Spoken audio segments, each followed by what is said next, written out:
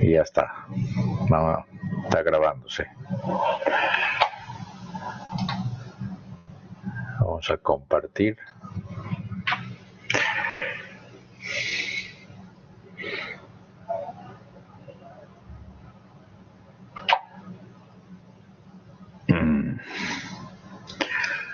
A ver.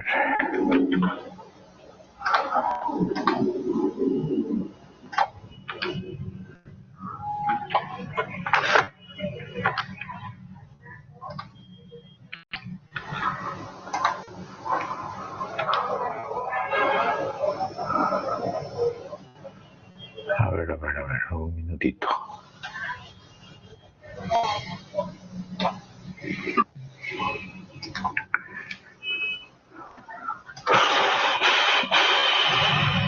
Ya.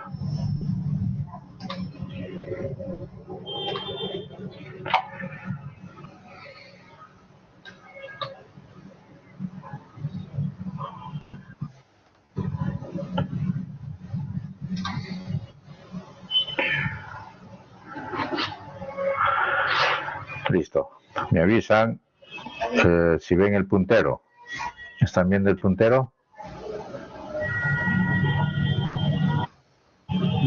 No, doctor, no se visualiza todavía. Ya. ¿Ahora? Sí. Ya, listo. Bien, entonces como les decía, esto es parte de lo que me toca, que es el corazón. El corazón es uno de los órganos más interesantes que puede haber, como ven ustedes. Tiene uno que comenzar a reconocerlo con una simple radiografía. Esta es una radiografía de las más antiguas, que se le llama la radiografía simple, y que ustedes le piden al radiólogo, por ejemplo, que le hagan una teleradiografía. ¿Para qué? Para encontrar la silueta cardíaca en su posición original y en sus dimensiones originales. Como ven, esto está a nivel del retroperitoneo, en el retroesternal. Y aquí muy bien se identifica el arco aórtico, que está acá, el tronco de la pulmonar. Aquí debe estar la aurícula izquierda. En este otro lado está la vena cava superior, que prácticamente no debe de ser prominente, y cuando lo es se reconoce fácilmente. La aurícula derecha en esta parte, y esta otra prominencia que está en este lado, que es el ventrículo izquierdo. Justo ya en la parte de abajo está la silueta del diafragma del lado izquierdo. Esa es la silueta y esa es la característica de un corazón normal. Eso debería de reconocerse fácilmente.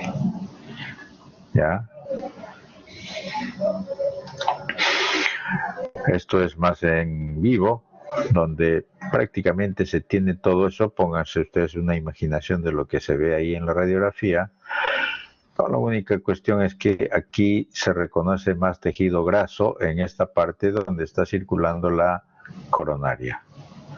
Y un poco por este lado, y el tejido graso que está comprometiendo la aorta ascendente. Pero eso no es lo habitual. No, eso depende. La grasa puede estar más o menos metida dependiendo de la cantidad de tejido adiposo que tenga esa persona.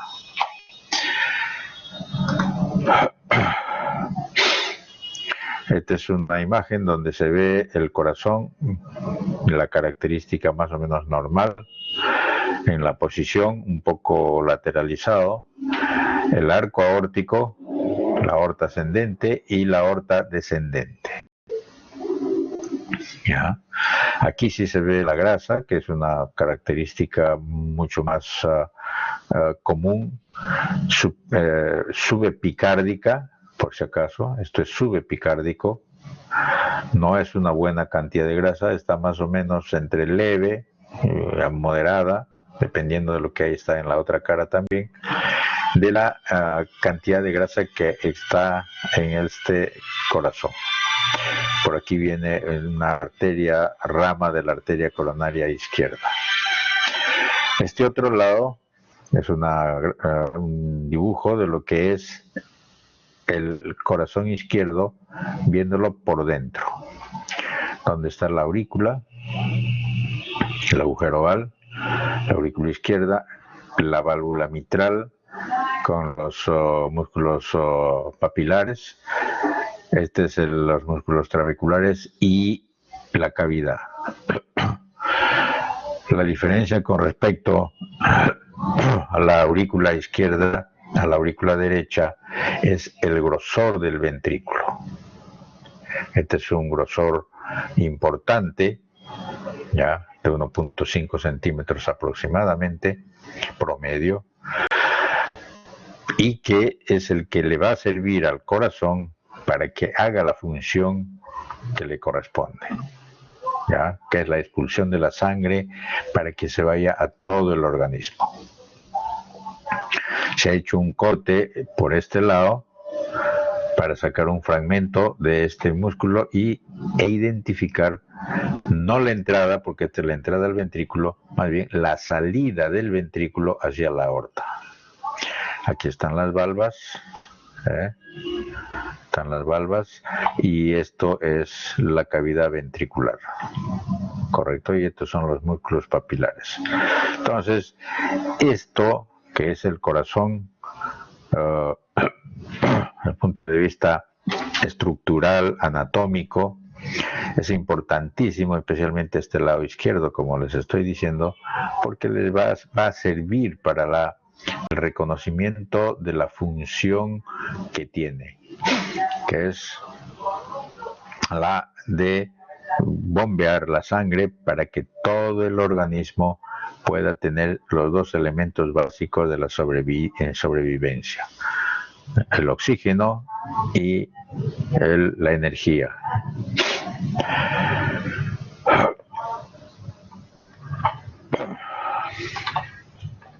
Entonces, este mecanismo de la contracción cardíaca, ¿ya?, tiene muchísimo que ver para esto que se llama el equilibrio, ¿no? Uno le llama precarga, y eso lo tienen que aprender bien y que les explique los profesores de medicina, ¿no? Toda esta cuestión que es más fisiológico que otra cosa, pero es importantísimo que se sepa. Esto de la precarga, que es el tiempo de diástole, ¿ya? O sea, es el momento de la precarga, es el momento en que está recibiendo el corazón el volumen en el ventrículo derecho, ¿ya? El volumen total, porque ahí está recibiéndolo. La contractilidad está íntimamente relacionado, no al ventrículo derecho, no, a la diástole. Es un error. Este es el volumen total en la diástole, es el que está recibiendo la sangre en el momento de la diástole, ¿ya? Ustedes imagínense, y eso tiene que meterse en la cabeza, que el corazón tiene los dos movimientos. Eso en fisiología lo han tenido que saber: sístole y diástole. La diástole es en la precarga, en la cual allí está llenándose de sangre, ya sea tanto en el ventrículo derecho como en el izquierdo, que es la misma cosa, para esta cuestión del llenado de la sangre. La contractilidad, ¿ya?, es importantísimo, porque con eso va a servir que el volumen, el acto de la contracción del músculo cardíaco, que es la sístole, ¿ya?, y la poscarga, ¿no?, que es la cantidad de sangre que está llegando en ese momento, ese llenado y la expulsión. No es que esté llegando, sino es la expulsión de la sangre en el momento de la sístole. La contractilidad y la expulsión de la sangre, ¿ya?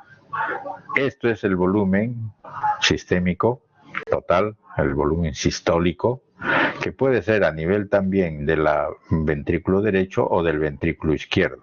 Eso es lo de menos. En este caso, esta es una imagen para el volumen sistólico del ventrículo izquierdo.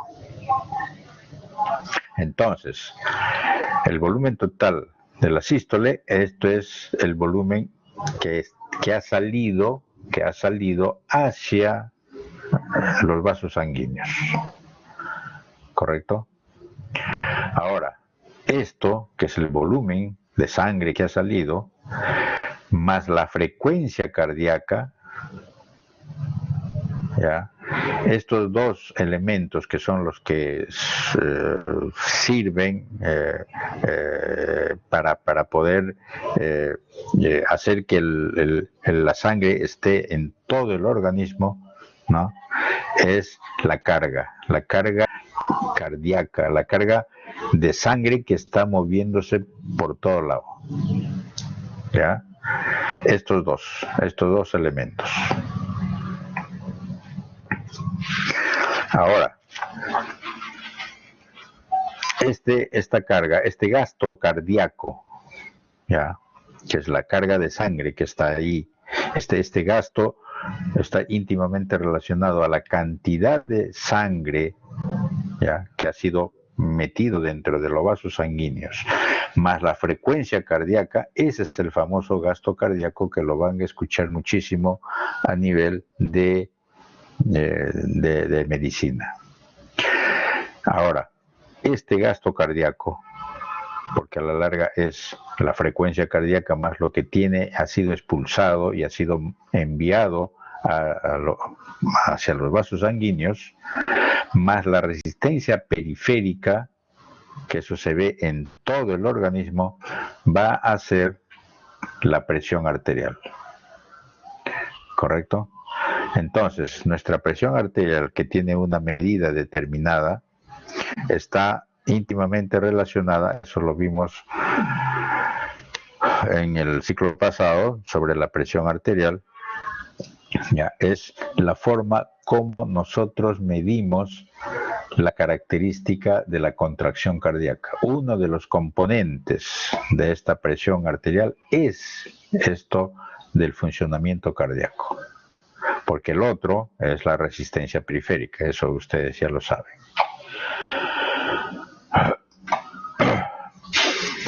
Entonces, este corazón, como ven acá, tiene una función importantísima. Es un órgano muy notable, es un órgano que sirve para el bombeo, late más de 40 millones de veces al año, bombea 7.500 litros de sangre por día, ¿ya? Y en una vida útil característico, su producción acumulada llenaría 3 superpetroleros. Vean ustedes esa importancia que tiene el corazón. Así que imagínense esta imagen que ven. Es una imagen en la cual representa las cavidades ventriculares, representa el músculo cardíaco, ¿ya? Y el otro elemento es el sistema de conducción autónomo que tiene, que es el sistema de conducción. Comienza en el nódulo sinusal, ¿ya? Acá está el nódulo atrioventricular y las dos líneas, las dos ramas que son del haz de His, tanto del lado derecho como del lado izquierdo. Este sistema de conducción no es un nervio periférico, no lo es. Esto funciona porque el músculo cardíaco que hace que funcione o que transmita esta conducción autónoma es especializado. Y aquí en este pequeño cuadrito que ven acá se encuentra músculo cardíaco de un color marrón, porque se ha identificado aquí organelas o gránulos de transmisión, ¿ya? Neuronal, tipo neuronal, gránulos de transmisión, en la cual cuando se estimula el nódulo sinusal es transmitido por medio de estos gránulos que van de un lado, que van yendo hacia abajo, por estas ramificaciones, por estas células especializadas, para que pueda hacer que haya la estimulación de la contracción o relajación del músculo esquelético. Bien.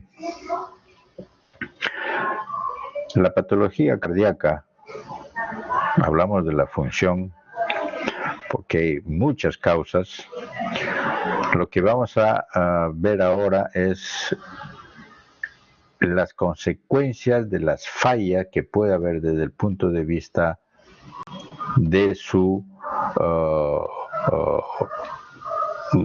interpretación, de su respuesta, de su información, de algún elemento que está fallando antes de estos eventos. O sea, no vamos a ver las causas principales, sino vamos a ver las consecuencias, ¿ya? Porque las causas son múltiples, son muchas. Que eso lo vamos a ver, y probablemente en medicina ya lo van a ver con más detalle algunas cosas. Ya vimos algunas otras que eso lo vamos a desarrollar. Por ejemplo, una consecuencia de una falla en el músculo cardíaco, ¿qué es? Es el fallo de la bomba. ¿Qué es el fallo de la bomba? El fallo de la bomba es lo más común, dentro de toda la patología cardíaca es lo más común, ¿ya? Es que el músculo cardíaco no se contrae como debería ser. Entonces imagínense el corazón como una bomba de expulsión, esas bombas de agua que hay para que suba el agua al tercer piso, al cuarto piso. Entonces el músculo cardíaco se contrae mal, débil, ¿ya? Y por lo tanto, las cámaras cardíacas, o sea, tanto la aurícula como el ventrículo, por ejemplo, no van a vaciarse correctamente y va a quedar un remanso. Cuando esto sucede a nivel del lado izquierdo y hay una falla en eso, eso se llama la disfunción sistólica.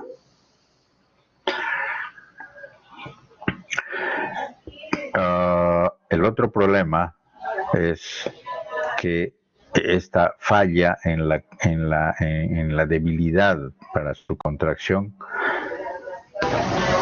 también puede suceder en que no se puede relajar como se debe para la diástole, o sea, para recibir la sangre. No se relaja adecuadamente, no se relaja lo suficiente. Por lo tanto, tampoco puede recibir entonces la cantidad de sangre aquí en el ventrículo. Como no se ha relajado, entonces no hay mucho espacio para esto. Y por lo tanto, va a quedar más sangre en la aurícula y no va a llenarse completamente como debería ser. O sea, no va a haber espacio para que se llene con la cantidad de sangre que está llegando acá al ventrículo. Eso se le llama la disfunción diastólica. Entonces, el problema es a nivel de esto, que es el culo. ¿Ya? El otro problema es la obstrucción al flujo. ¿Qué cosa significa la obstrucción al flujo? Significa que ahí tiene mucho que ver ya los componentes del corazón, ¿no? Que son, por ejemplo, las válvulas. ¿Ya? Ahí ese es el asunto del problema obstructivo. ¿Por qué? Porque impiden, ¿ya? Estas válvulas, como ustedes saben, en la función tienen que abrirse y cerrarse dependiendo del momento que hay de diástole o sístole, pero resulta de que no se abre como se debe. Por lo tanto, la cantidad de sangre que debería ir desde la aurícula izquierda no va a llegar al ventrículo porque esta válvula no se abrió totalmente. Está obstruyendo. Y es muy típico eso, ese ejemplo, por ejemplo, en las lesiones que hay de la válvula mitral o de la válvula aórtica también, ¿ya? En la cual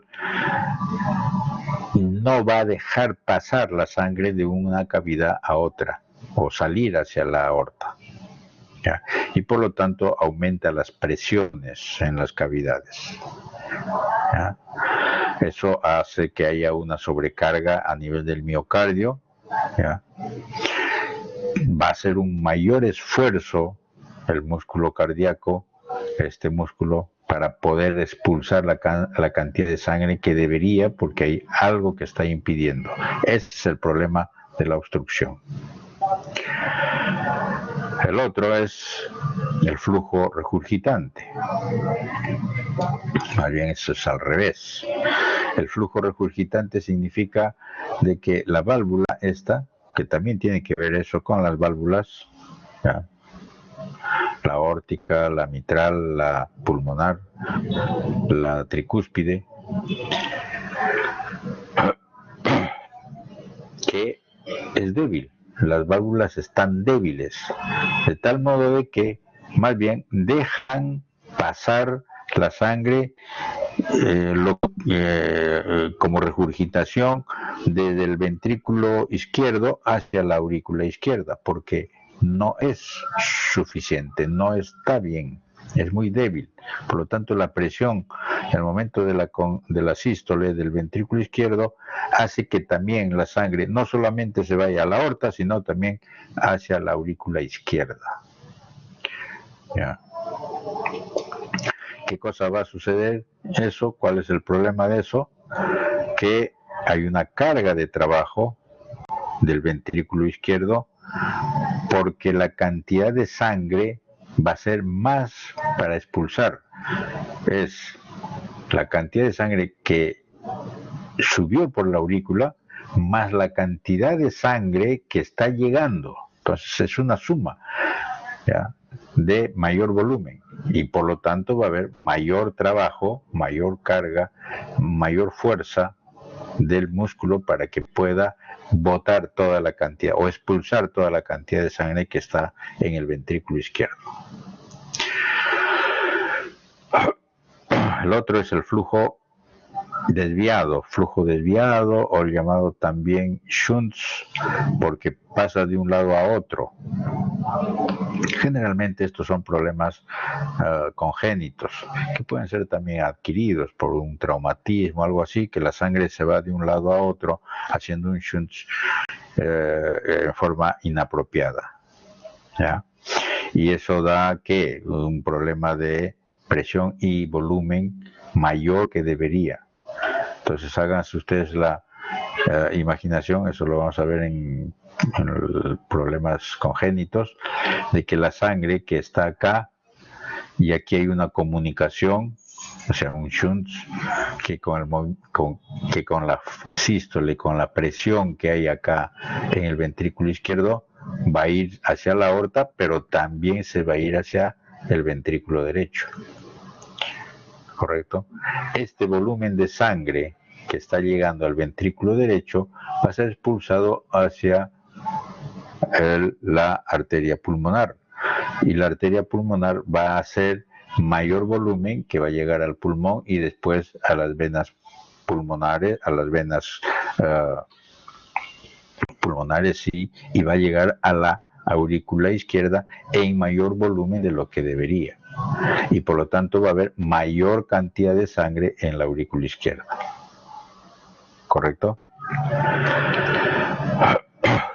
El otro es el problema de la conducción cardíaca.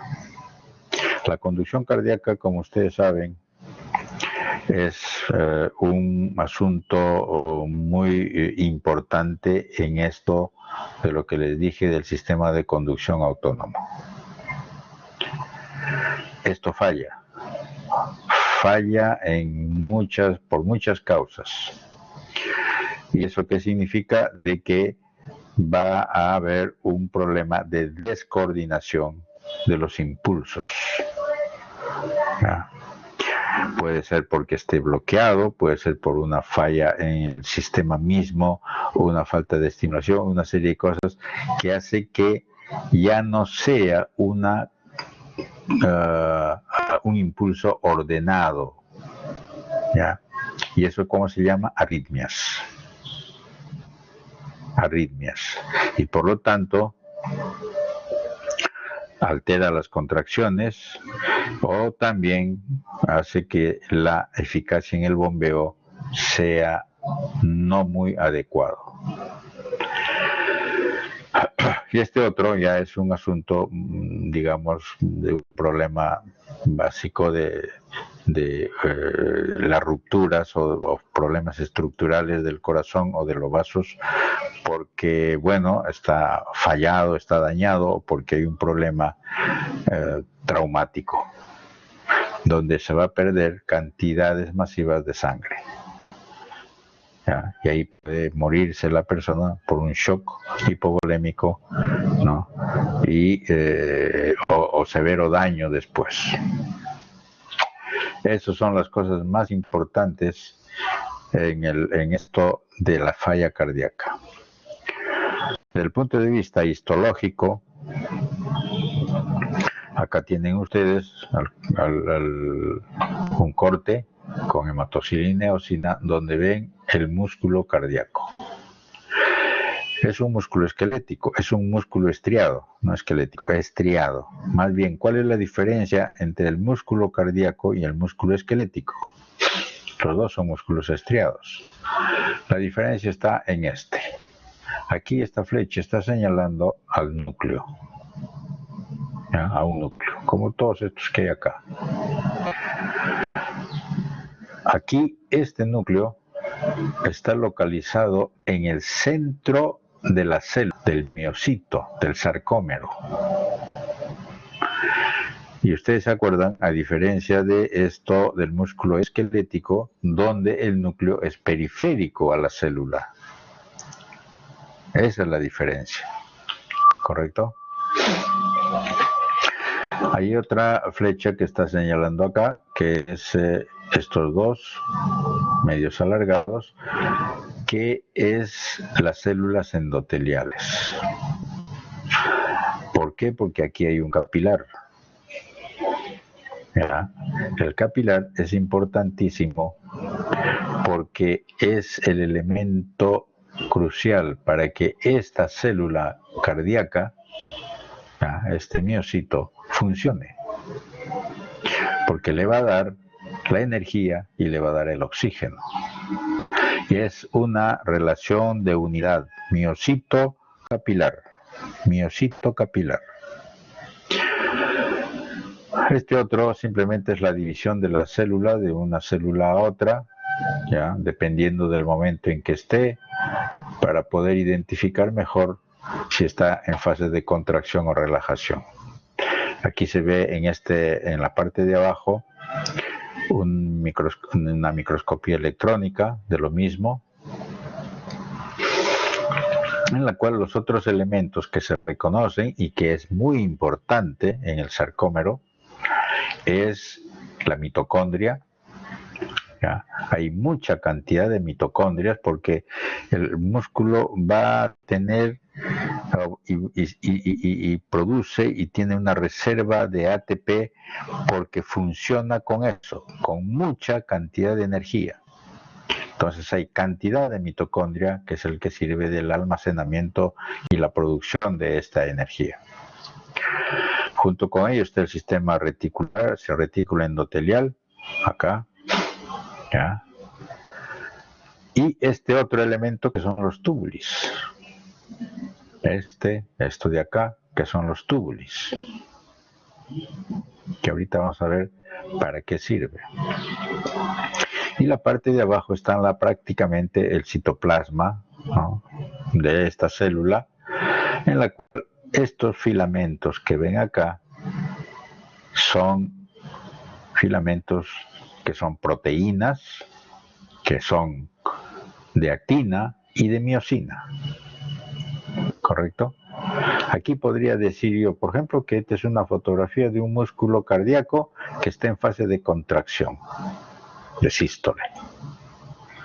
¿Por qué? Porque la actina y la miosina, ¿ya?, se han entrecruzado y aquí se ve en esta línea, la línea M, se reconoce porque hay un entrecruzamiento entre ellos. ¿Correcto?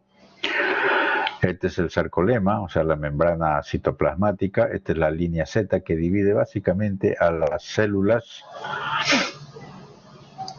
¿Ya? Y estos otros espacios claros son las banda I, banda A, que son funcionales porque pueden estar o no estar dependiendo en qué fase está el músculo, de contracción o relajación.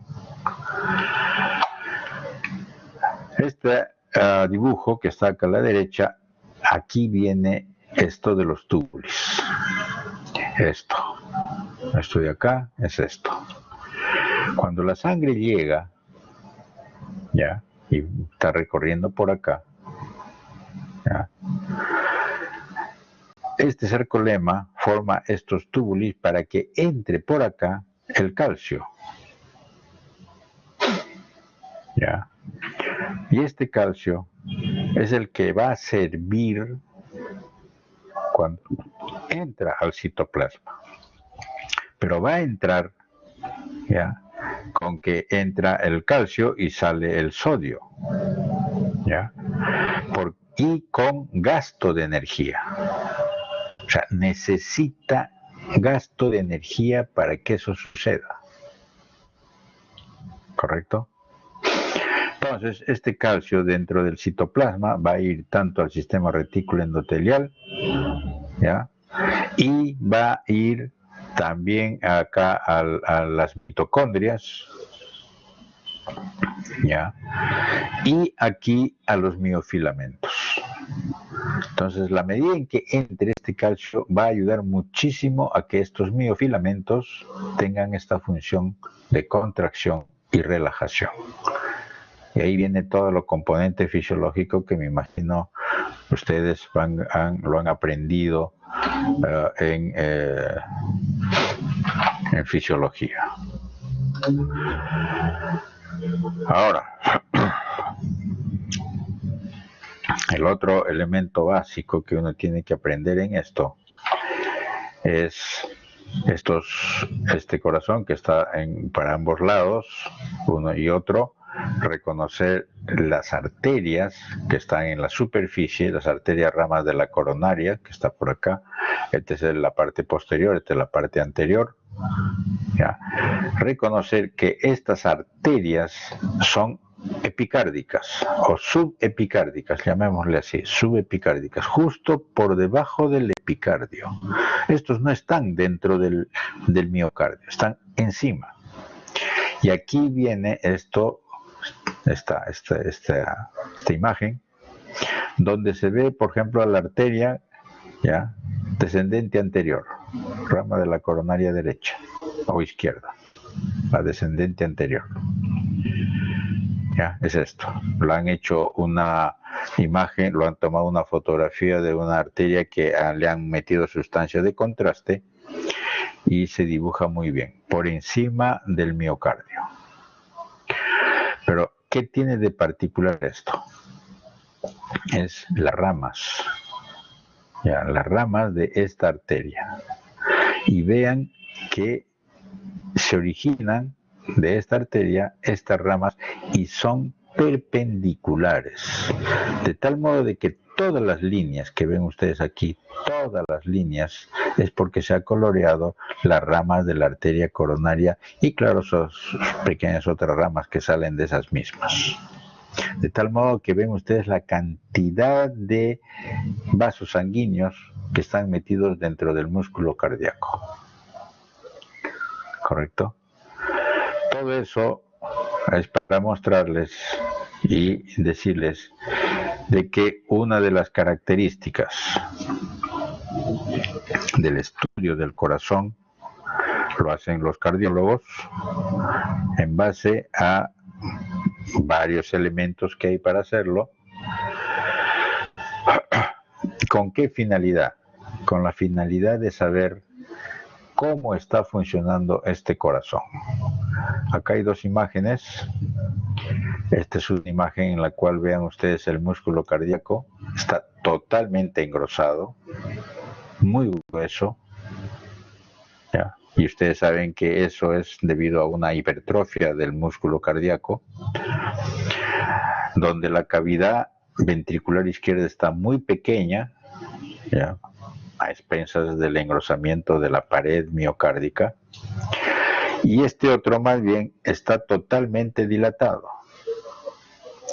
También está aumentado de espesor el músculo cardíaco, pero no tanto como este.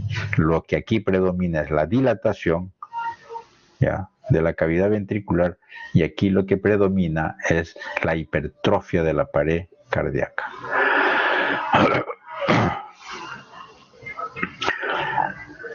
Y digo esto porque el cardiólogo va a tratar de saber si ese corazón que está estudiándose, porque debe haber clínica a esta falla cardíaca, por todo lo que les dije antes, de esas fallas que debe haber en alguno de esos componentes, ¿ya?, lo identifique. Y uno de los principales indicadores de cómo está fallando, por qué está fallando, es lo que se llama la fracción de eyección. ¿Qué cosa es eso? Es la cantidad de sangre expulsada desde el ventrículo izquierdo, ya, desde acá, por cada latido cardíaco. Ya, esta fracción de eyección ya tiene unos límites, unos estándares, en la cual el cardiólogo va a saber, dependiendo de eso, ya, si este corazón está funcionando bien o mal, y hasta qué punto está bien o está mal. Esto lo calculan, esto lo hacen mediante un ecocardiograma o en ventriculograma y una serie de elementos que pueden ser ayudados para poder saber esto. Porque hay que calcular esta fracción de eyección. Y valoran eso porque identifican las dimensiones del ventrículo izquierdo, ¿ya?, al final del periodo de la sístole y al final del periodo de la diástole. Entonces, identificando ese volumen, ¿ya?, ese tamaño o esa dimensión, van a saber la fracción de eyección. También el cardiólogo reconoce que el gasto cardíaco es importantísimo, como le dije antes, y eso es fácil, lo miden de acuerdo al volumen sistólico y al ritmo cardíaco, o sea, lo que antes les puse. El índice cardíaco, que es otra medida que ellos saben, ¿no?, hay que saberlo también, que es el gasto cardíaco sobre la superficie de todo el cuerpo. Volumen sistólico, eso es más fácil, es el volumen de la cavidad al final de la diástole menos el volumen de la cavidad al final de la sístole. Y esta fracción de eyección siempre se mide en porcentaje. De tal modo de que uno puede más o menos reconocer con esta fracción de eyección si está disminuido, y la disminución es de menos de 40%, ¿ya?, y comienza el cardiólogo a elucubrar qué enfermedades pueden ser causantes de que pueda haber una fracción de eyección menos de 40%. Un infarto, una isquemia, una sobrecarga, cosas bastante generales. Puede haber un shunt, puede haber una cardiomiopatía, o enfermedades metabólicas, puede ser por un daño por drogas, puede ser por un proceso infeccioso, por ejemplo el Chagas, ¿ya? Y hay enfermedades que a veces esta fracción de eyección está conservada.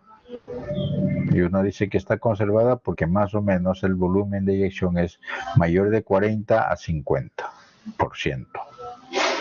Pero el corazón está dañado, pero todavía está funcionando esta fracción de eyección. La edad, por ejemplo, una hipertensión secundaria, ¿ya?, o una enfermedad cardíaca primaria, ¿ya?, una enfermedad de depósito, en fin. Por lo tanto,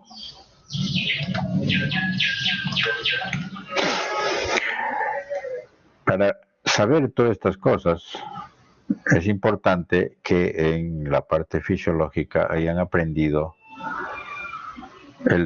que la unidad funcional del aparato contráctil del corazón, que es el sarcómero, ¿ya?, está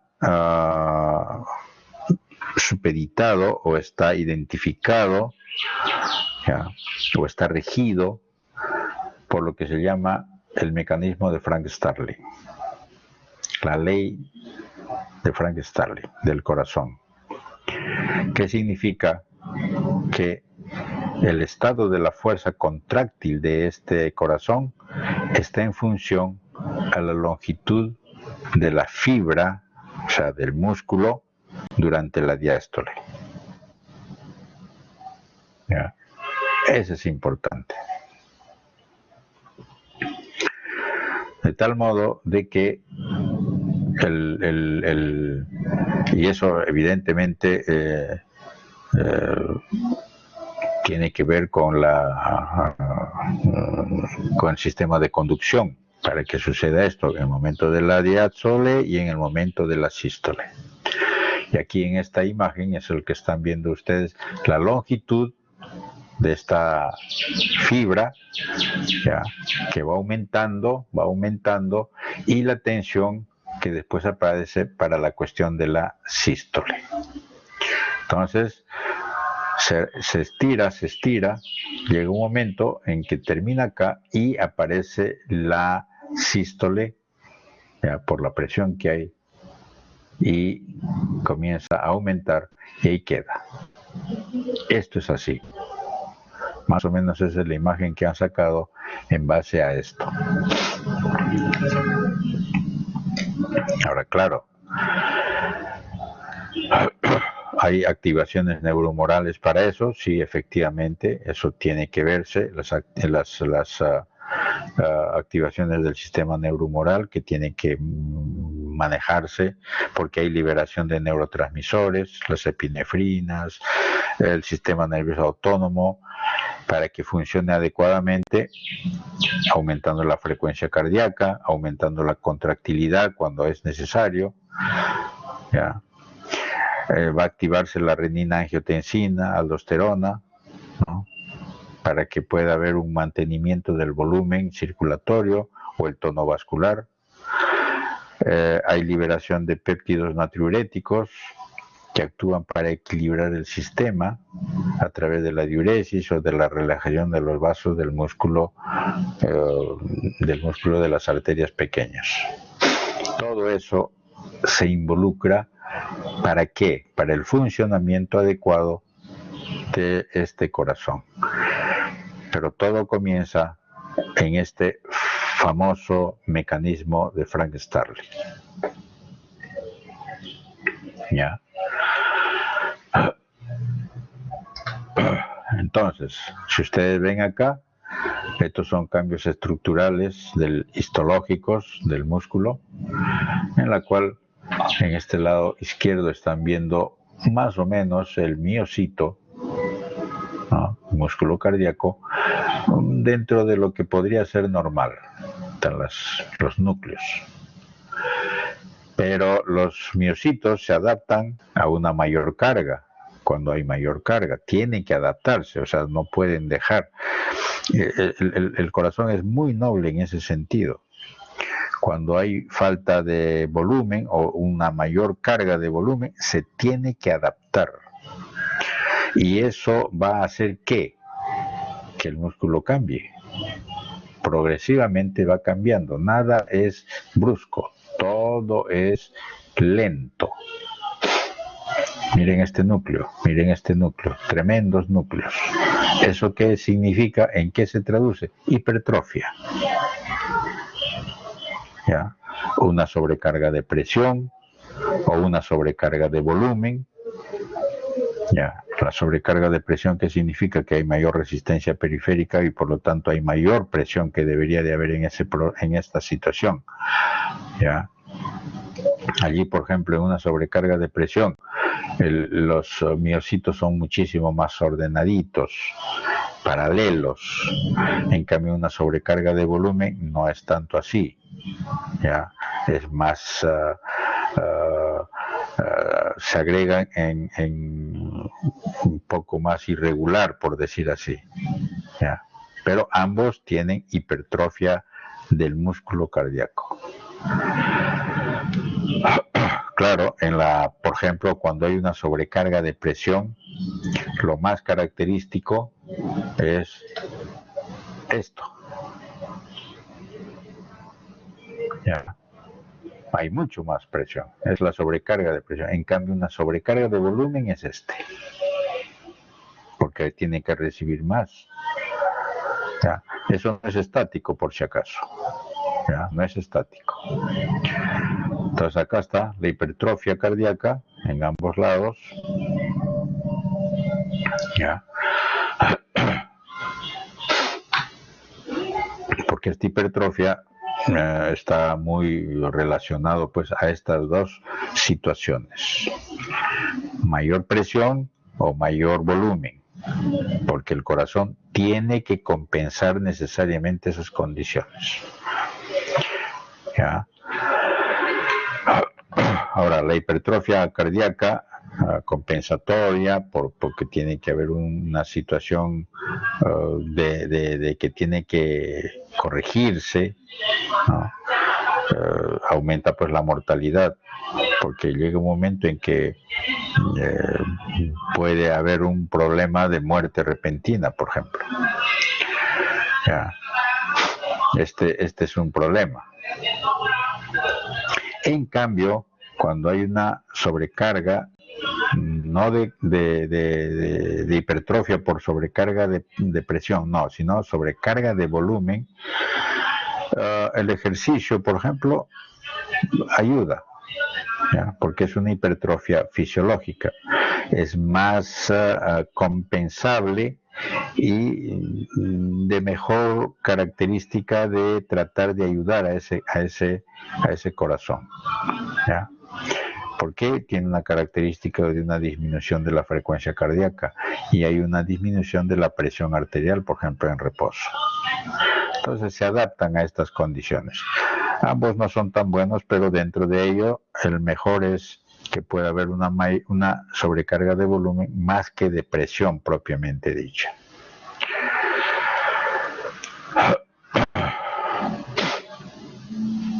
Aquí están viendo ustedes este corazón con hipertrofia. Esto es lo que se llaman las hipertrofias concéntricas. Ya. Muy grueso el músculo cardíaco. En esto, que es un corte longitudinal, también se ve lo mismo. En la cual el septo, este es el septo que está muy grueso y esta es la pared libre del músculo cardíaco del ventrículo izquierdo. Este es el ventrículo izquierdo.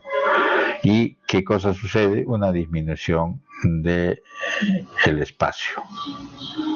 Y aquí va a haber problemas necesariamente, ¿ya? Por esta situación. Entonces, ¿qué va a suceder? Esto es una especie de resumen que vamos a hacer. Cuando hay un problema de hipertensión, ¿qué cosa es? Sobrecarga de presión. Cuando hay una valvulopatía, a propósito de la carga de presión, por ejemplo, esto sucede también en los que van a los gimnasios y hacen ejercicios estáticos, por ejemplo, levantar pesas. Se parece mucho a esta sobrecarga de presión. Claro, la hipertensión de por sí es casi lo mismo. Las enfermedades de tipo valvulopatía, ¿qué va a haber? Sobrecarga de presión, como que también de volumen, por el problema obstructivo y el remanso de sangre que queda ahí. El infarto de miocardio es un problema de disfunción con sobrecarga de volumen. ¿Qué va a suceder? Va a haber aumento del trabajo cardíaco.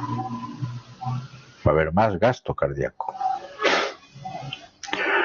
Va a haber aumento de la tensión de la pared cardíaca, del músculo. ¿Ya? Y evidentemente va a haber mayor distensión de las células. Y ahí viene la falla en el problema del músculo con el mecanismo de Frank Starling. Ya después lo podemos ver. ¿Qué va a suceder entonces? Las dos cosas, hipertrofia y o dilatación, porque de una hipertrofia puede pasar a una dilatación, o puede haber solo hipertrofia o puede haber solo dilatación. La dilatación es de la cavidad, pero el músculo cardíaco está hipertrofiado también, no en las dimensiones de una hipertrofia pura, sino que es menos, pero que aquí hay dilatación. En cambio, acá no la hay de la cavidad cardíaca. Ahora, eso tiene sus características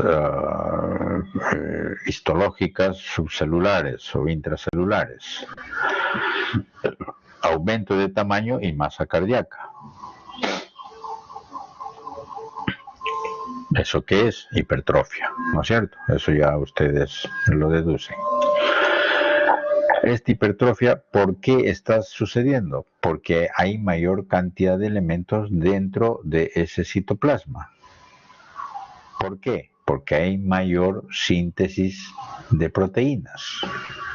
Hay más proteínas, mayor síntesis de proteínas. Pero ustedes saben que las proteínas por sí solas no se generan.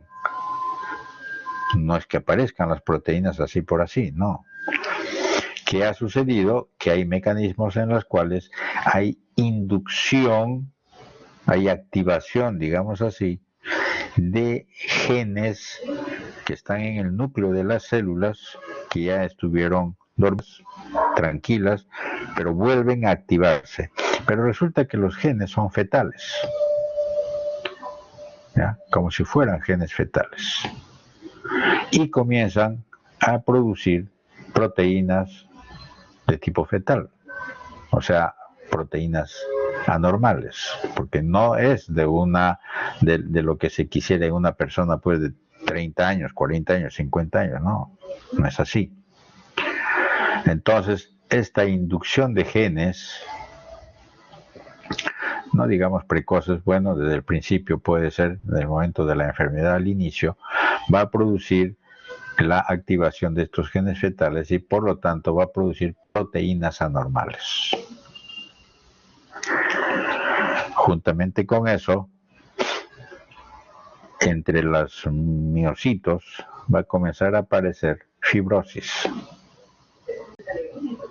más fibroblastos, y además una vascularización inadecuada. Antes ya les dije, capilar miocito, pero ese capilar va a dar la energía y el oxígeno lo que normalmente debe de darle. Lo que pasa es que el miocito está hipertrofiado, hay mayor cantidad de elementos ahí y necesita más oxígeno y más nutrientes. Pero el capilar no le va a dar más de lo que le da siempre.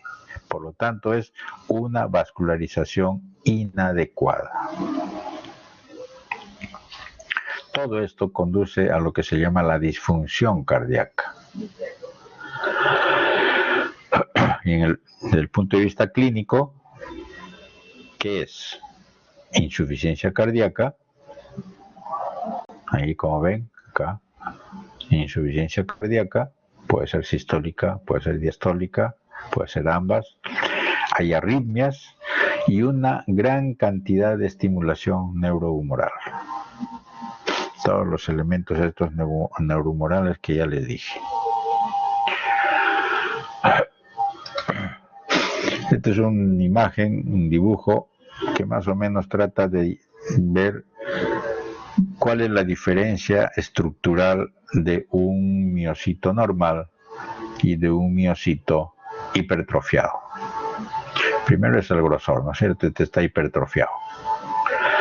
En uno normal, miren la cantidad de receptores que tiene en la superficie para que pueda recibir los gránulos de los beta adrenérgicos, o sea, de la norepinefrina que está saliendo de estos de estas células que son del sistema de conducción o del sistema simpático. ¿Ya? Pero miren ustedes, en un miocito hipertrófico no hay tantos receptores. Así que por más que le den, no hay, y tampoco hay la cantidad de estímulo, porque tampoco hay tantos. Hay una disminución de los gránulos y hay una disminución de los receptores beta adrenérgicos. ¿Ya? Abajo, este sistema retículo sarcoplásmico, en la célula normal recibe buena cantidad de calcio, en cambio acá no, está disminuido. ¿Ya? Aquí, en el miocito normal, las células miofibrillas son adultas, isoformas, bien definidas, que van a servir para que funcione adecuadamente. En cambio, en el hipertrófico no, son miocitos fetales, porque las proteínas son fetales. ¿Ya? Los canales de calcio en el miocito hipertrófico hay buena cantidad, estos canales de calcio, para que también entren acá y aumenten los canales de calcio y entren ahí para la estimulación. En cambio acá no, está dentro de los límites normales o está disminuido. Normales, digamos así. ¿Correcto? O sea que hay una gran diferencia desde el punto de vista de la funcionalidad de las organelas en ambos.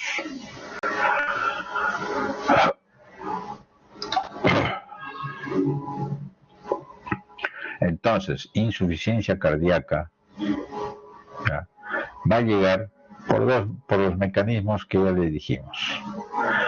Podemos comenzar de abajo, así quedé con el grupo anterior, donde hay aumento de la precarga, mayor volumen para la llegada en el momento de la diástole, hay hiponatremia y hay aumento de la poscarga porque hay un mayor aumento en la cavidad cardíaca y hay una mayor cantidad en el momento de la sístole. ¿Correcto? Va a haber congestión venosa en la precarga porque evidentemente esto es hacia el lado derecho. Va a haber retención de agua y sodio, ¿ya?, porque no está llegando la cantidad de sangre para el otro lado y piensan de que debe de retenerse agua y sodio. Por lo tanto, hay aumento de aldosterona. Cuando hay una hiponatremia, hay una hemodilución, evidentemente. Va a haber retención de agua libre, ¿ya? Claro, el sodio está aumentado también. Y aumento de la aldosterona. En esta poscarga va a haber un aumento de la resistencia vascular, ¿ya? Va a haber vasoconstricción porque no hay suficiente cantidad o mejor dicho, hay una estimulación por la resistencia vascular y por lo tanto va a haber restricción y va a haber vasoconstricción y va a haber aumento de la aldosterona. ¿Ya? Aldosterona y otras hormonas antidiuréticas, o sea, para que se estimule y salga el líquido. Ambos estimulan a la angiotensina. Llega la enzima y de la angiotensina 2 pasa a la angiotensina 1, llega la enzima y hace aumento de la renina y por lo tanto hay un aumento del sistema renina-angiotensina. ¿Esto qué va a llegar? A llegar un momento determinado a ser insuficiencia cardíaca. Por otro lado, un aumento de la poscarga, va a haber aumento de la resistencia vascular, va a haber vasoconstricción. Lo interesante es que va a haber aumento de la contractilidad. ¿De quién? Del corazón, ¿ya? va a haber aumento de la frecuencia cardíaca porque está aumentado la noradrenalina. Ustedes saben que la noradrenalina hace eso, ¿ya? Y por lo tanto hay un aumento del sistema nervioso simpático. Entonces, la insuficiencia cardíaca, ¿qué hace? Las dos cosas elementales. Aumento del sistema nervioso simpático, o sea, en su actividad, en su función, y aumento del sistema renina-angiotensina. Entonces, todo esto de acá es consecuencia de esto, y todo esto de acá es consecuencia de esto. ¿Correcto? Y este es un cuadro muy antiguo, que básicamente es el resumen de todo eso, pero desde el punto de vista clínico. Entonces el clínico dice, ajá, hay una sobrecarga ventricular y hay una activación del sistema renina-angiotensina. ¿Qué consecuencias va a haber con eso? ¿O qué es lo que está sucediendo? ¿O por qué está sucediendo eso? ¿O qué va a suceder eso? Va a haber una hipertrofia de los miocitos. O hay una hipertrofia de los miocitos. Esta sobrecarga ventricular va a hacer responder como hipertrofia de miocitos. ¿Eso qué significa? Aumento de masa de miocitos. Por eso el corazón está aumentado. Está grande. Por la hipertrofia. ¿Qué va a suceder entonces? Una disminución de la relación capilar-miocito. Lo que les dije antes. Ahora ves, acá le han puesto hipertrofia vascular coronaria, no es así, sino esto es una arteriosclerosis de la coronaria con una disminución de la luz de los vasos sanguíneos. Esta sobrecarga de ventricular más activación del sistema renina-angiotensina, ya antes les dije, va a haber una hipertrofia de miocitos y por lo tanto va a haber una fibrosis reactiva entre los miocitos, fibrosis intersticial. Estos van a producir isquemia. ¿Ya? Esta isquemia, la consecuencia de esta isquemia es que haya un deterioro de la función cardíaca. La función cardíaca ya no está bien. Está deteriorado, está dañado, está fallado. Disfunción cardíaca.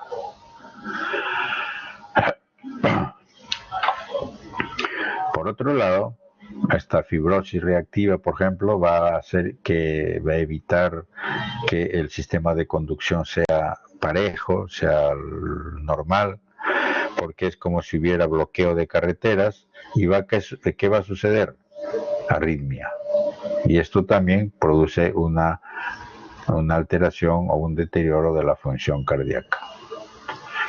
Esta fibrosis reactiva, miren qué interesante, va a producir ¿qué? Rigidez ventricular. Ustedes saben que el fibroblasto no es elástico, es rígido.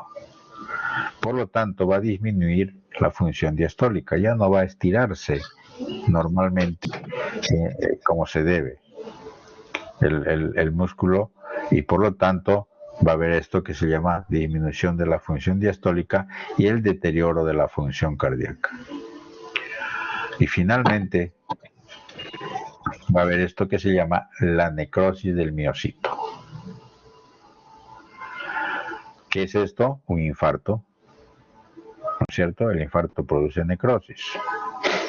Por lo tanto, esto va a ser reemplazado, esta zona del infarto, por fibrosis, pero esta ya pérdida de miocitos, ¿qué va a producir? Deterioro de la función cardíaca. Todo eso nos ha llevado ¿a qué? A una insuficiencia cardíaca. La insuficiencia cardíaca puede ser de dos lados, ¿sí? Izquierdo o derecho. Ahí en la figura que están viendo es básicamente del lado izquierdo, que es lo más común, lo más frecuente y lo que los cardiólogos viven de eso. Por ejemplo, están viendo acá una aurícula izquierda. Esto de acá es la válvula mitral. pero esto no es normal. Este endocardio de la aurícula izquierda no es normal. Es lo que se llama con fibrosis subendocárdica y está totalmente dilatado, más o menos como esta imagen. Háganse la cuenta a esto.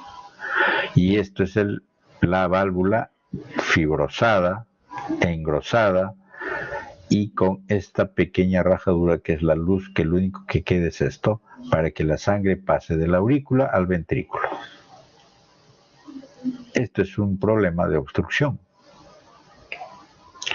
Esto es un problema serio acá, porque acá ya no va a llegar la sangre como se debe. Y va a producir, ¿qué? Insuficiencia cardíaca.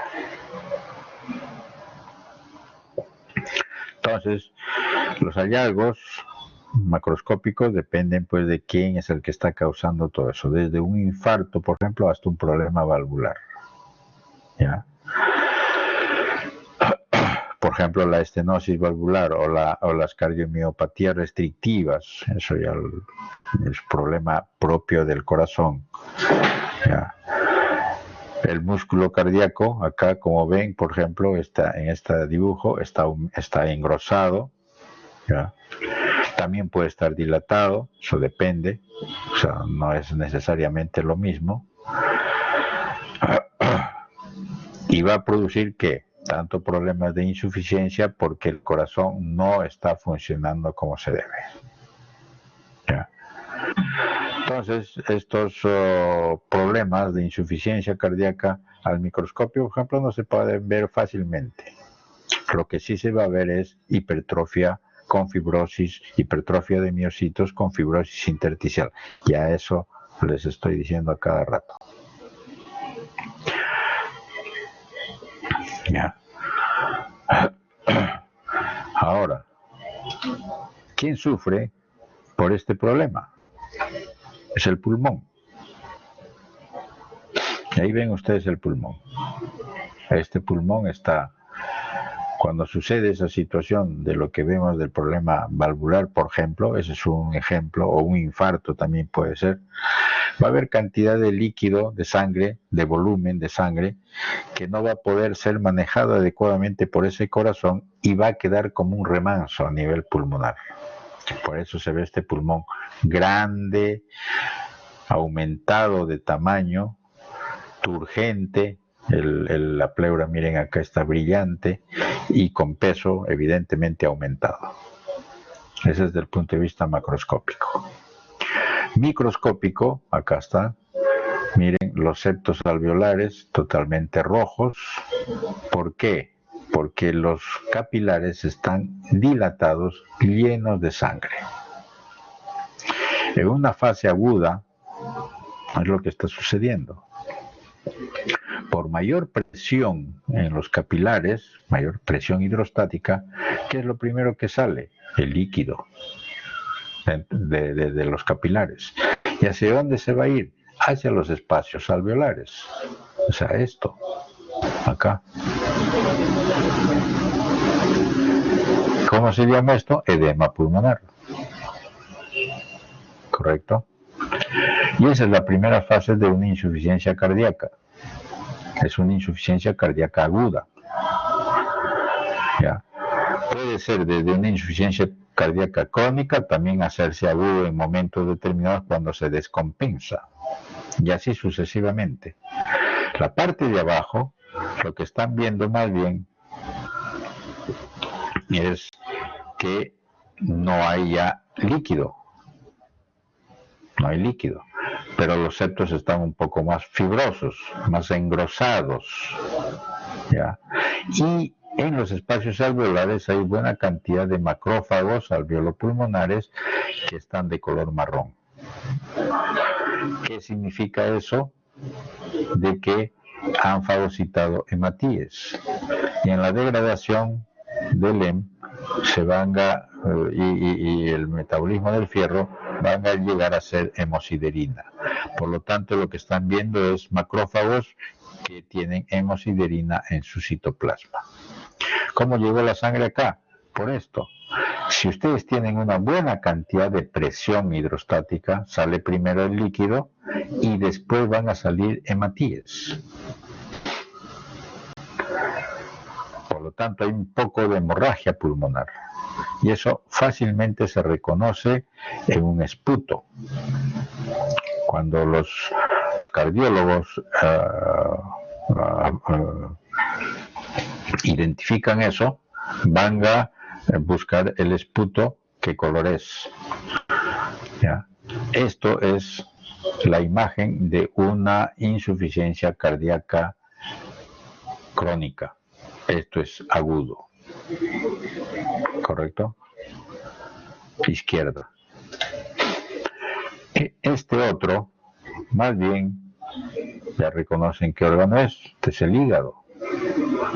El hígado no va a sufrir por un problema agudo izquierdo, va a haber por un problema agudo derecho o crónico derecho.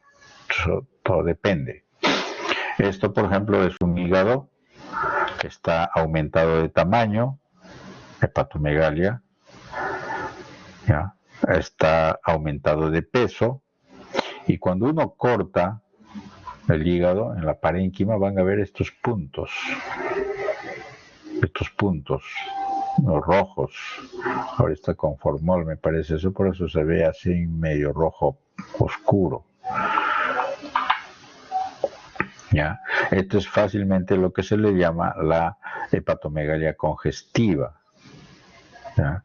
Con un patrón de nuez moscada, así se le llama.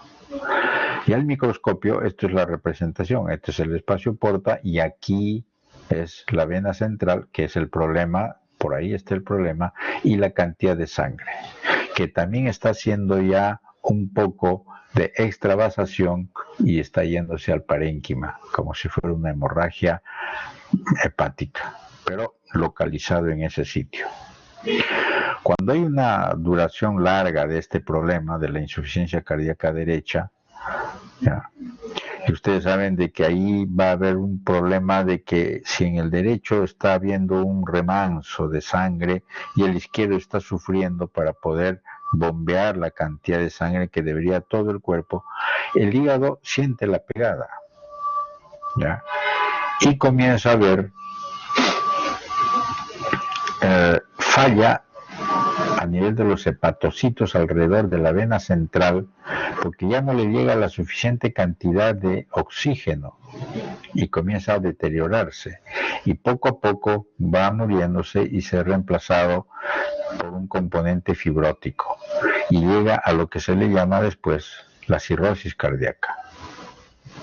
¿Ya? También va a haber problema de aumento del tamaño del vaso, porque como todo es retrógrado, ya las venas porta también se van a quedar llenas de sangre y el vaso también va a aumentar de tamaño. Es lo que llama la esplenomegalia congestiva. También va a haber un problema a nivel intestinal, porque la sangre que está saliendo por las venas desde los intestinos no va a ir a la velocidad que debería y va a quedarse y va a haber un problema de edema de las paredes intestinales. Eso impide una buena absorción de los nutrientes y también de los medicamentos. También va a haber, simplemente por ese problema, ¿ya? Derrame pleural, derrame pericárdico, derrame peritoneal, que normalmente son los más frecuentes para esto. ¿Ya? Estos son los causantes, ¿ya? del problema de la insuficiencia cardíaca derecha, que es lo que tenemos que decir así. ¿Ya? Ahora, claro, enfermedad parenquimal pulmonar, enfermedad de los vasos pulmonares, trastornos que afectan la motilidad, trastornos que favorecen la constricción de las arterias pulmonares. O sea, hay varias cosas de esto. Tenemos que ir un poco más rápido porque si no el tiempo se nos va a ir. he hablado del derecho y el izquierdo separado, pero es muy difícil que en la vida real, en la práctica real, estén así de separados. Al principio podría ser, pero cuando la cosa se hace crónica, ya los dos comienzan a fallar. ¿Ya? Y se mezclan unas con otras. Por ejemplo, el problema de los derrames. Cuando ya la situación está a nivel de estos, es porque la congestión hepática, por ejemplo, ¿qué cosa va a hacer? Que el hígado ya no esté funcionando bien. ¿Eso qué quiere decir? De que ya no va a producir lo que normalmente produce para el mantenimiento homeostático del organismo y de la sangre, que es la albúmina.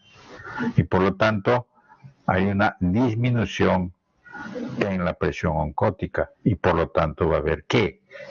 Derrames, ascitis y todas esas cosas. ¿Ya?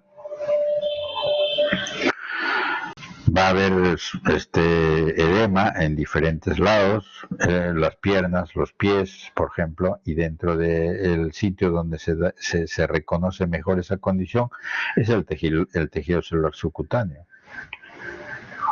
¿Se acuerdan allí cuando hice en el ciclo pasado? La presión de la piel por la espinilla, por la tibia, para ver si hay o no edema. Ahí está, esto es correcto.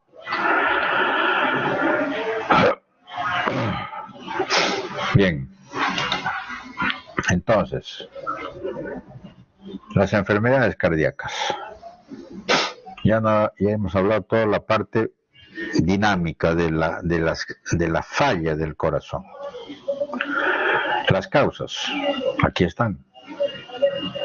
Cardiomiopatías congénitas o cardiopatías congénitas, cardiopatías isquémicas. Las isquémicas son lo más frecuente. La cardiopatía hipertensiva es lo más frecuente. Está también el pulmonar en esto. Las cardiopatías valvulares y las miocardiopatías no isquémicas, o sea, se les llama primarias, que son los menos frecuentes.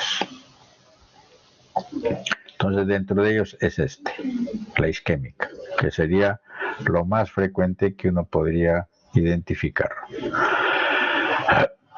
Así que rápidamente vamos a ver la cuestión de las cardiopatías congénitas. Ustedes ya lo compensan, lo complementan con el libro. Esto está en el Robbins, esta tabla. ¿Qué son la cardiopatía congénita? Es una anormalidad del corazón de nacimiento o grandes vasos.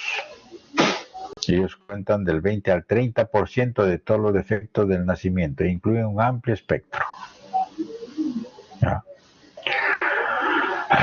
O sea, hay un 20 o 30% de los defectos, o sea, de muchos otros defectos en un niño que va a nacer, 20 o 30% son problemas cardíacos.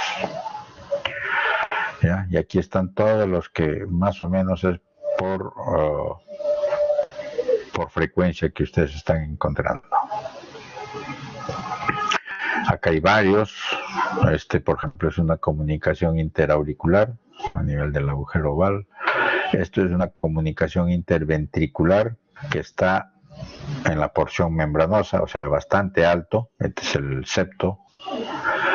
Estos son dibujos de los varios problemas que hay, de las comunicaciones interauriculares. Aquí es una comunicación interventricular, donde la sangre se va para la aorta, como también se va para el ventrículo derecho, eso ya les dije. Aquí del conducto arterioso persistente, que es un defecto bastante serio que a veces se encuentra. Entonces estas causas que hay, otra comunicación, esta es la tetralogía de Fallot, la famosa, donde hay varios problemas, varios defectos en el corazón, una hipertrofia ventricular, una comunicación interventricular, Esta hipertrofia ventricular es del lado derecho, por si acaso. Eso es anormal. Eso normalmente no puede ser así. Después hay un problema de una infundíbulo muy cortito a nivel de la aorta, que ese es un problema serio, y una estenosis de la pulmonar. ¿Ya? Hay una transposición de grandes vasos. ¿Qué cosa significa? La transposición significa que la arteria pulmonar, ¿ya?, se comunica con el ventrículo izquierdo y la aorta se comunica con el ventrículo derecho. O sea, fatal. Fatal. Sin conducto arterioso persistente, y este es con el conducto arterioso persistente. ¿Ya? Este es otro que es bastante común, estas cosas que les estoy mostrando. Por ejemplo, esto. Coartación de aorta. ¿Qué cosa es la coartación de aorta? Es la estrechez que hay, en este caso, por ejemplo, es post-arco aórtico, acá, ¿ya? Aquí es conducto con el conducto arterioso persistente, este es sin conducto arterioso persistente. Y aquí se ve en esta imagen esto. Miren cómo la aorta ascendente y el arco aórtico están dilatadazos porque aquí hay una estrechez. ¿Ya? Se ha cortado y miren, aquí es el problema. Está estrecho, aquí. Y este es un serio problema que sucede normalmente por problemas y se le considera una lesión obstructiva.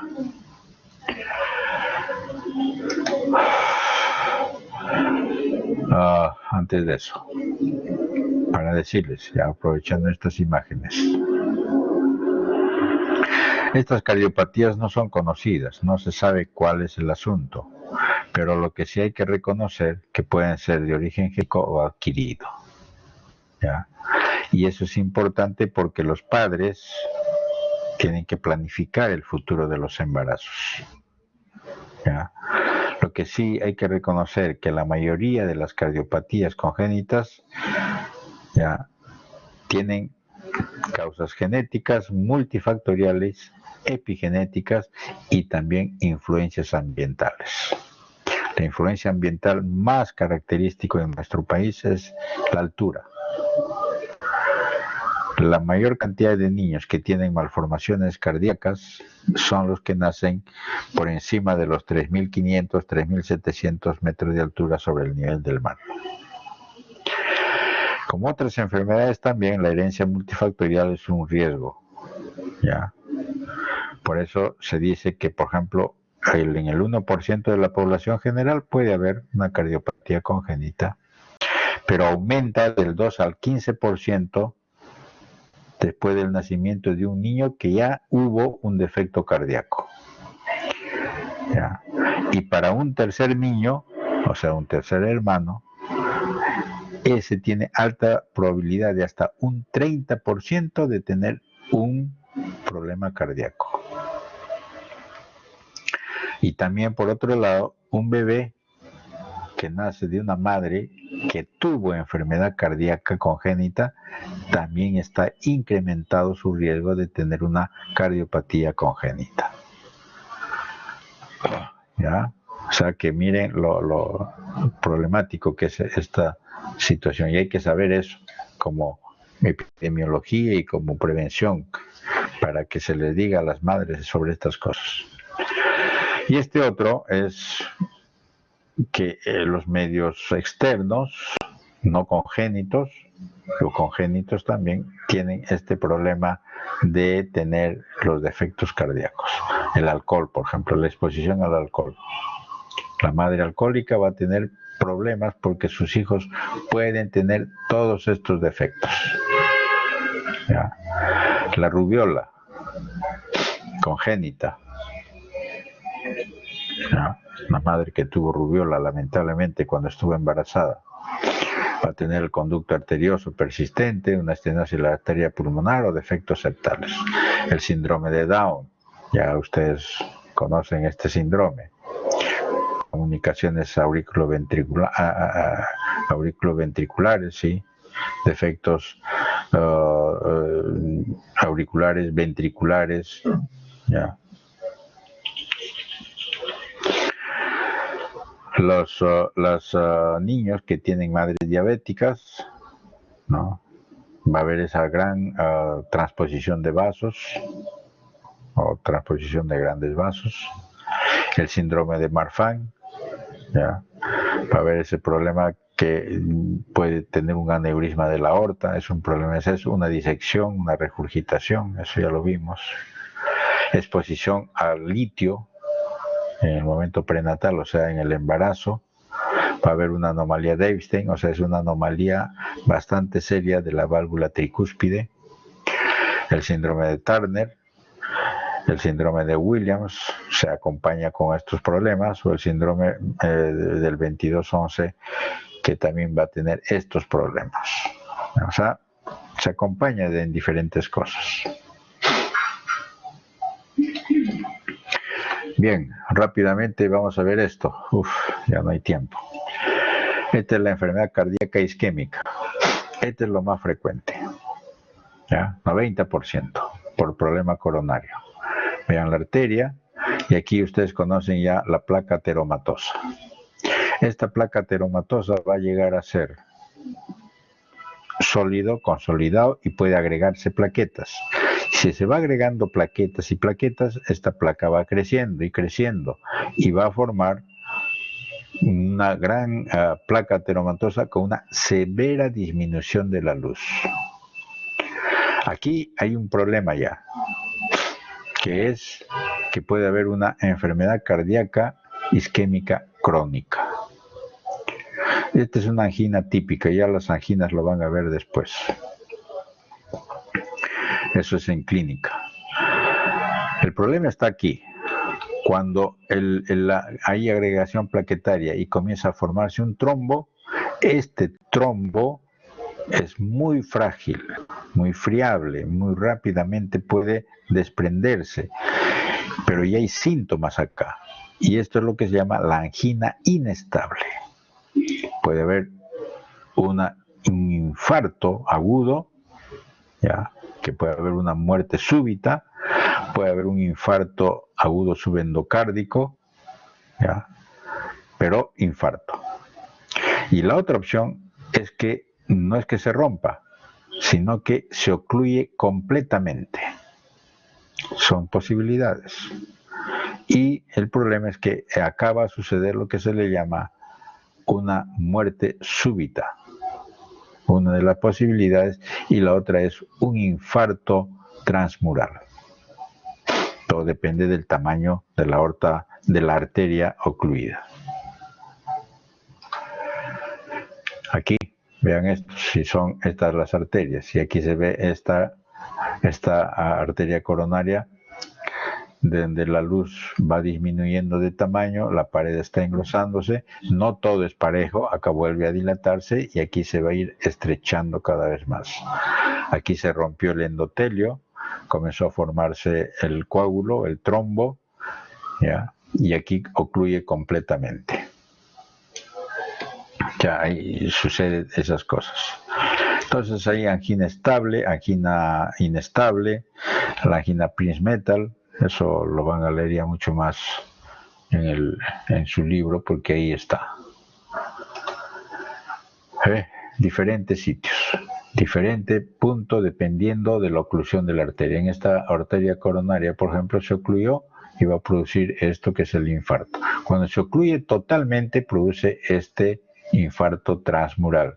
Cuando se ocluye a media caña, puede haber un infarto simplemente subendocárdico, como se dice, así. Pero claro, si se extiende, esto va en el transcurso de las horas, miren. Transcurso de las horas. ¿Ya? Esta es otra imagen, por lo mismo, los diferentes tipos de infarto. Este es a nivel anterior, ¿ya? Este es lateral, igual que este, ¿ya? Anterior, pero este es subendocárdico nada más, ¿ya? Cuando la obstrucción no es completa, aquí es más completa, por eso se produce en lo que se llama el transmural. igual acá, dependiendo de dónde esté el infarto. Miren, aquí es una rama grande y hacen un infarto completo acá transmural, de la cara anterior de la circunfleja descendiente anterior de la coronaria izquierda. Y aquí, de la coronaria derecha, que es el infarto posterior. ¿Ya? Este, por ejemplo, del lateral, este lateral. ¿Ya? Estos son los tiempos en que sucede todo el asunto de los cambios que hay desde el punto de vista histológico microscópico. Eso lo aprenden bien. Lo que sí hay que entender es que desde el punto de vista microscópico no se va a ver nada hasta las 8 horas aproximadamente. No hay ninguno. Acá dice de media hora a 4 horas, pero pongan en el rango 8 horas. Recién a partir de las 12 horas, 8 horas, comienza la necrosis por coagulación. Se ve todos estos cambios. ¿Ya?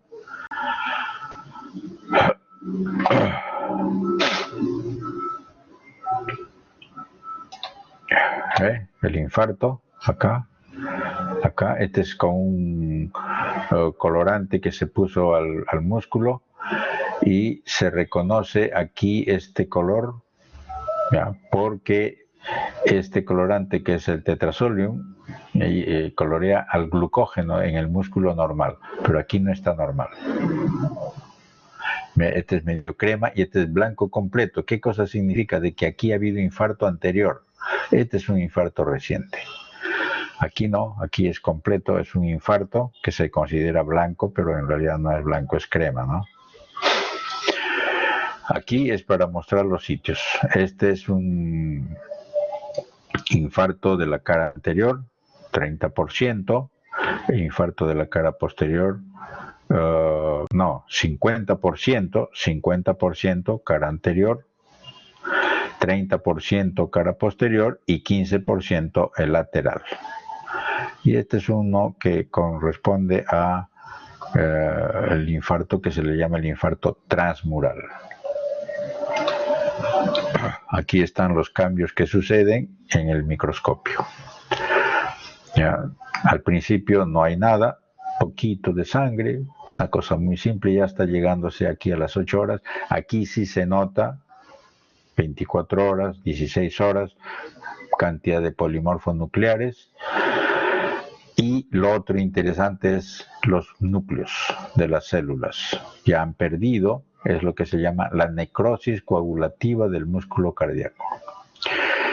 Por ejemplo, ya no hay músculo, ya no hay polimorfos, ya no hay nada. Lo que se ve aquí son proliferación de capilares. Y ya pasó más o menos las 2 semanas. ¿Ya? Y aquí, las 3 semanas, comienza a aparecer este color azul que ven, ya fibrosis. Y al mes, mucha fibrosis, o sea, infarto crónico. Ya cambió a ser un infarto crónico. La modificación del infarto por reperfusión, esto es importantísimo porque no es cuestión de darle oxígeno a estos pacientes con un infarto, ¿ya? Porque va a haber lo que se llama la lesión por reperfusión. Tiene que identificarse los factores que contribuyen a esta lesión por reperfusión para que le den o no. Primero, disfunción mitocondrial. El miocito está hipercontracturado.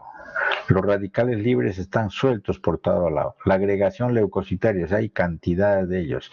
Y la activación de las plaquetas y los complementos. Cuando hay todo esto, mejor no darle oxígeno. ¿Ya? Eso es, en otras palabras, lo que se quiere decir con la lesión por reperfusión.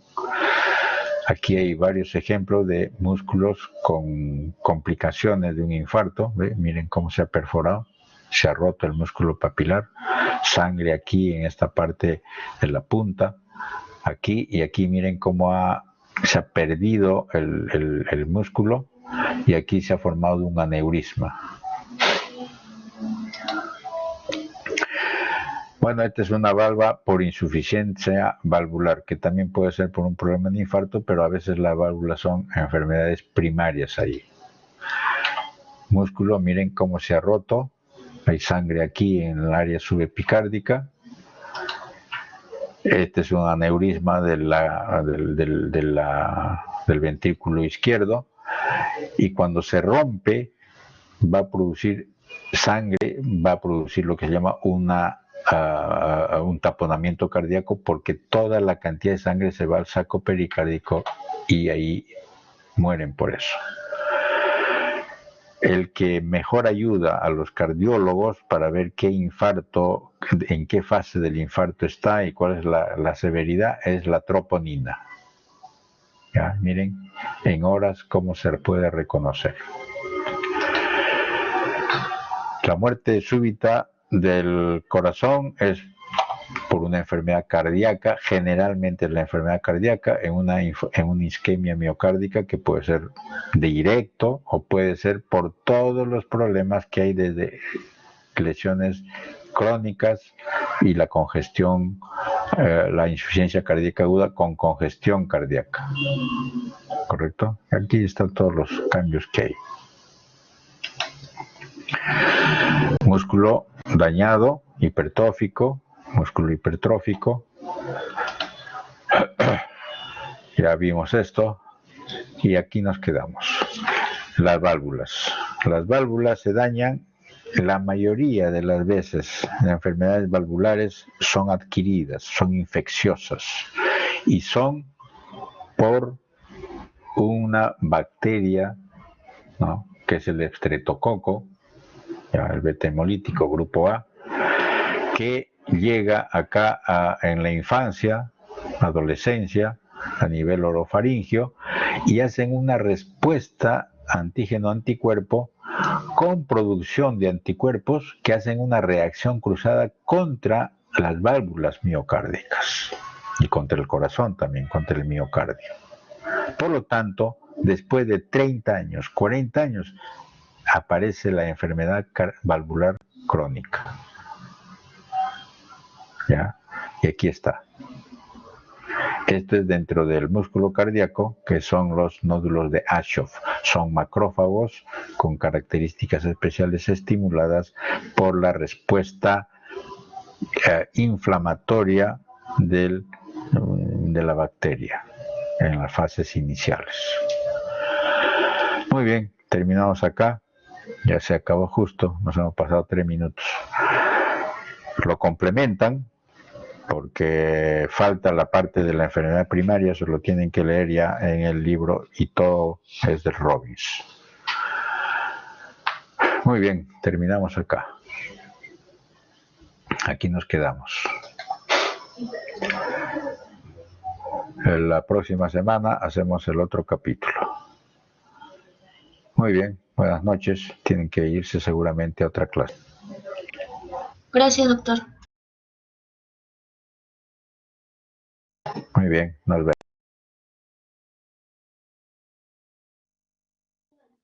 Doctor, no se olvide cortar la grabación, por favor.